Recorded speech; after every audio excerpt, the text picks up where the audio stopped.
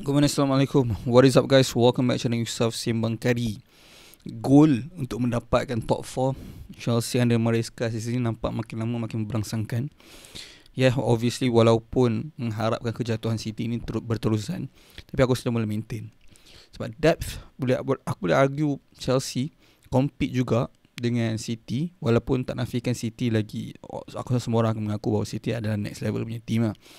But at the same time, aku rasa kenapa aku nak cakap benda ni, sebab game ni punya performance, aku rasa team-team lain yang compete for the top 4 selalu akan drop points kat game-game macam ni.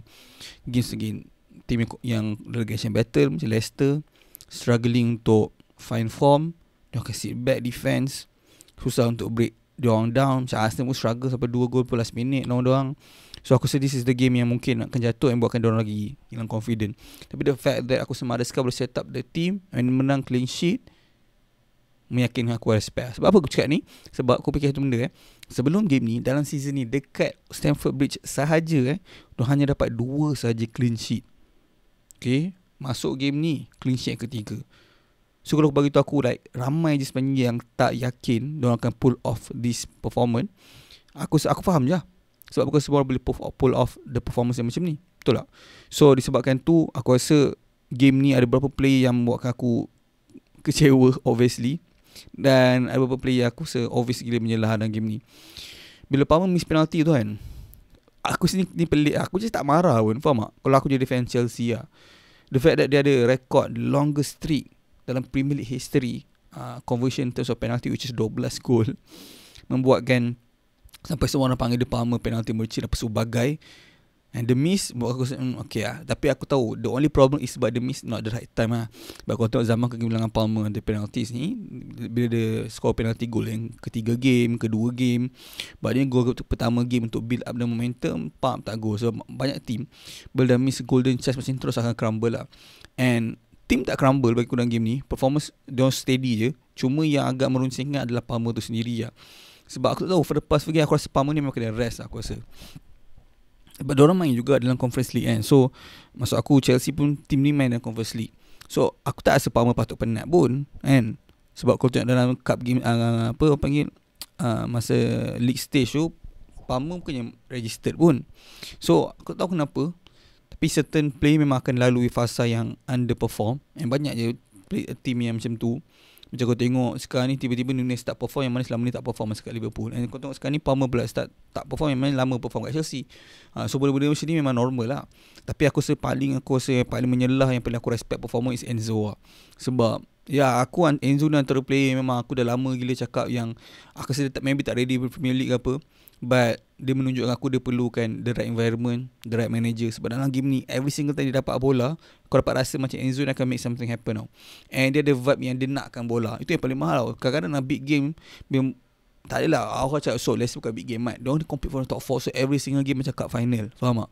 Melainkan kau Arsenal which is dah tak ada harapan untuk compete untuk nombor 1. Itu mungkin aku tak ambil serius. Tapi diorang ni ada harapan untuk top 4. Mesti diorang kena cuba untuk usaha compete. Against Leicester yang cuba compete untuk survive Premier League. So ni bukan game yang biasa-biasa. Permulaan season aku tak nafikan mungkin senang aku nak bantai Leicester banyak gol. Sekarang nak almost end of the season, ni bukan benda yang simple lah.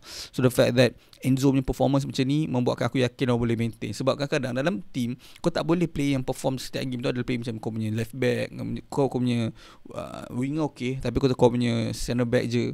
Kau perlukan midfield player sebab dia orang akan dictate the game. The fact that dia boleh put in performance macam ni plus dengan Caicedo, Mamat ni membuatkan aku lagi garu kepala kenapa masa tu dia tak pilih untuk pergi Liverpool. Aku kalau dia pergi Liverpool mungkin last season dia dah menang Premier League. Sebab the fact that last season orang crumble sebab tak ada midfield depth.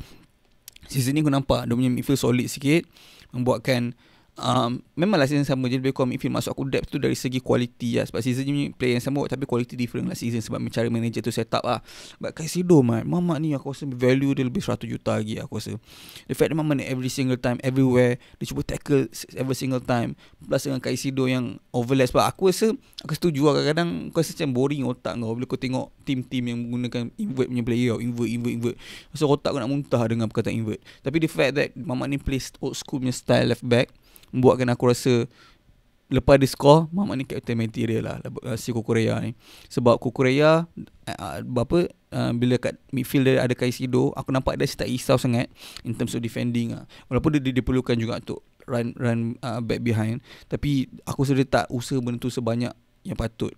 And faham tak? Sebab Caicedo punya security dia provide dengan Enzo sekali, membuatkan aku rasa players sekeliling dapat perform. Tapi bukan semua lah player perform. Aku tengok Nkunku punya perform game ni, aku agak kepala lah.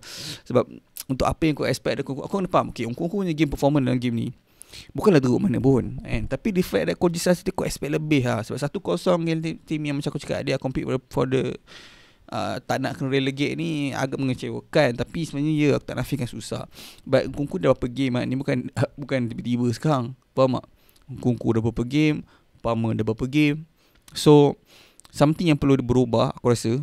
Aku faham, aku rasa dalam kepala tak Maresca simple lah. Dia tahu kalau dia drop mungkin akan effect dia punya moral, tapi tak semua player lah kot. Sebab ada certain player kau tahu dia punya cara, dia punya attitude. Kalau kau drop dia akan lagi mengamuk and lagi perform. Faham tak? Tapi adakah Palmer's not that guy, ataupun macam Nkunku not that guy? Nkunku tapi masuk aku Palmer lebih. But sama je lah point aku rasa dia orang patut lebih usaha. Sebab contoh Neto punya performance dalam game ni, aku rasa Nkunku patut tengok Neto punya performance dalam game ni, cakap this is how aku should play. Mamat ni tak pernah berhenti run. Dalam Mamat ni injury prone si Pedro Neto, tapi run lari kiri kanan naik atas bawah. And the fact that dia tak influence the game in terms of finishing, membuat aku tahu lah kadang-kadang kau tak boleh nak buat semua benda lah, lari kiri kanan, tapi hard work tu yang penting lah. Aku tak nafikan, but dia kena balance lah. Yang Nkunku ni bagi aku, dia kena cari like tune lagi under Chelsea, under Maresca ni.